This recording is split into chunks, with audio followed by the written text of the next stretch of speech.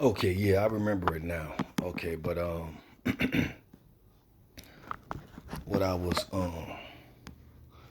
gonna say was we have a big family, and out of 9 children, and then you got cousins and nieces and nephews and uncles and aunties, and when you add all of them together, it's in the thousands. But when it comes to economics, we as a family is broke, literally broke. And if you put it all together in super debt, so in totality, um, slavery, just a bunch of family members going to family reunions and in a whole slaves. Don't have no kind of family bank, don't have no kind of plan of achievement far as in goals and to work as a team or a task for a united cause. And it's all because of feelings, but not looking at the facts. But when you look at the facts over feelings, um, we as a family is totally traumatized from other family members as well as people outside of the family members. And I don't think it's just our family. But I don't understand how you can go to a family reunion every year or every other year. Now look, the virus out, most likely that's gonna break that up. So you can't even have family reunions, some of you. And then, well, if you wise enough, you know you can still have family reunions. But you know our people are so indoctrinated by the media and things of that nature that it divided up a lot of families even more. To their point, they're even at fear of being among one another because they don't have a thorough knowledge of what COVID-19 is and before it was put out into the open far as top news and where it's going from this present time. But economically, it's sad. I mean, our family is straight beat up, miserable, practically living in a ditch with no shoes or socks on or food to feed itself as a family. Facts over feeling. We got some, you got family members here and there. They being proud of what they have achieved in life or what they have to enjoy out of life. But as a whole, it's nothing. See, united we stand, divided we fall. So if you may be up and the other ones are on the ground, but if they're not up as well, then you're not really up. No matter how you want to see it with your sick mentality, because you're sick. How could you let a family member of yours, especially, I don't care if they was on crack or drugs, or even if they was striving to become something, and you don't help because you satisfied with what you got and you don't want to help other individuals do uh, because you feel that they will intervene or cause you harm and benefit of what you didn't achieve. Well, if that's the case, then formulate a plan, silly. You telling me you can't formulate a plan that could be effective with your achievements and your success, that you couldn't formulate a plan to help that individual or that family member so they can come up out of the predicament they in. Now let's see if they was on drugs or alcohol or and just in a low spot where nobody in the family really wanted to deal with them. You telling me you didn't know no individual, no organization, no corporation, no type of establishment that could reach out to that individual to help them, and you didn't do it? But you call yourself family and you call yourself successful? That's sad. You is a sad person. Now let's look at another individual in the family. Okay, say that the family members striving to go to college and getting good grades and things of that nature, and they're gonna need a car, a vehicle to get back and forth to school and be successful. I'm not saying you have to purchase it for them, but you're saying you couldn't formulate a plan or a method or in step-by-step detail to get to him if you felt you couldn't get close to him, or if you felt you can get close to him, you couldn't go and approach that individual and lay out the plan to so they could see how to be successful in achieving that car or whatever they need far as to be successful in the goals that they're achieving, and you just sit and watch and you didn't say nothing. That's sad. You're a sad family member. You weak. You're very weak. Now let's see here. Let's say you got a family member and they're having problems as far as sisters and brothers, and they're bickering between one another, and you can be a mediator between the two, and you don't do anything. You just let it go. That's sad. That's sad. You know, you're really missing out on a lot of blessings because of your mentality, because of your sick mentality. You are very sick. We are sick as a people. You're very sick and you need medication. You need a doctor. You need a prescription. You say your prescription is Jesus, but Jesus wouldn't do that in no way, shape, or form. Jesus went to Esther. She was going back and forth, east and west, and nobody didn't care for her. They didn't think she was worth anything. And he helped her in that story.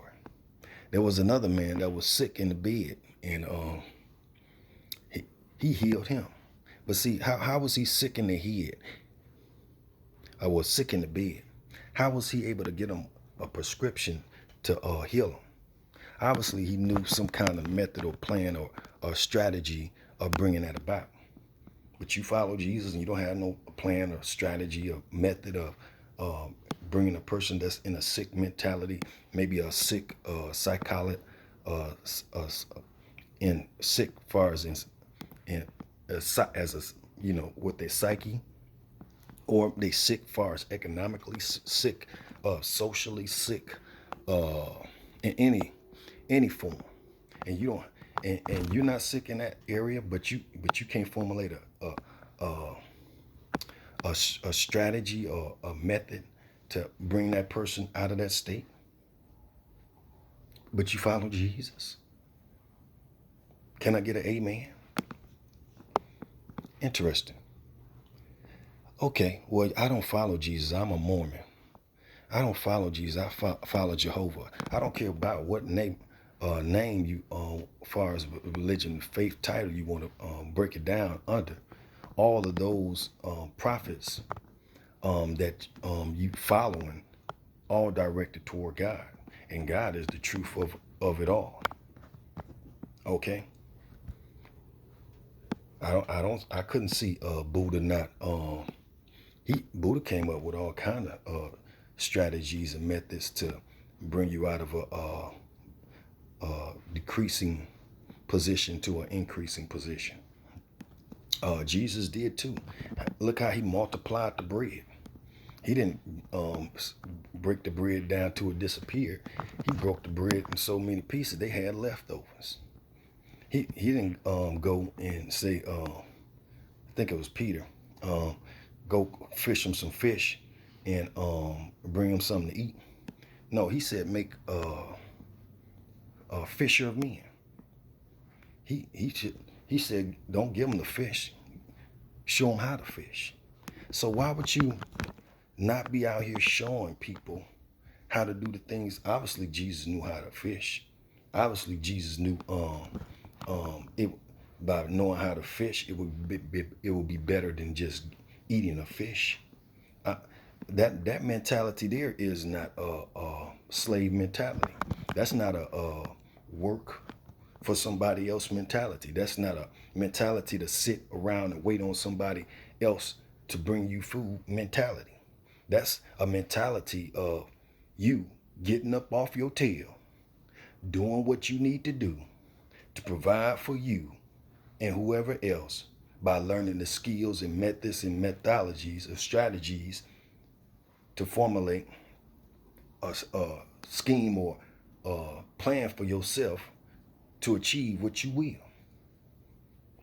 That's what it sounds like to me. But and you following that Jesus? Are you? Do you? Well, I understand, the words that I say irritate certain people. And, well, you shouldn't say it that way. And you say, well, anything as far as when it comes to truth and a person is dirty and the truth is like soap. It irritates you. It irritates you. Yes, it's going to irritate you, but it's going to clean you up. It's going to make you better. But see, if you don't want to be cleaned up in no type of shape or form, I will accept that you just listen to it or think about it. You ain't got to go and let the person know this. But the thing is, some of you strike back at truth. You strike back at the messenger when the messenger was only bringing you the truth of God. See? You strike back at the messenger because the messenger gave you the truth from God that irritated you, and you fear and you are so upset with God that you want to strike the messenger, in some cases even kill messengers because they brought you the truth. You plot, scheme, and strategize in the opposite instead of giving that individual a pole.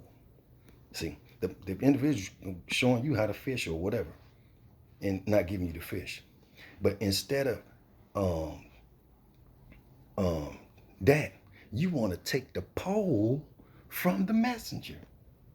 The pole, the messenger didn't come giving you a piece of fish. The messenger came giving you the pole. But see, you wanted to take the pole away from the messenger so the messenger couldn't go back and get no more fish. Not just so he could feed you, but feed himself and other individuals. See, some of y'all are just that damn dark. Y'all are that damn dark. I'm not just talking about my family. This is all families, as far as I'm concerned. Family, when I say salutes up family, salutes up family. Don't get it twisted. Because some of you are twisted more so than a Twizzler. Ain't nothing straight about it. You can't even form a straight line. It's so twisted all the way up from the bottom to the top. More just as twisted as the Twizzler. And how would you straighten up a Twizzler? Well, you would have to cut it on that line all the way down carefully, and then to a split open. And then even when you open it up, you'll notice that some of the lines of the Twizzler are longer than other lines, but you can straighten it up. But it ain't gonna look the same. Just as twisted as the Twizzler. But anyway. All right there, family, I'm out. Peace.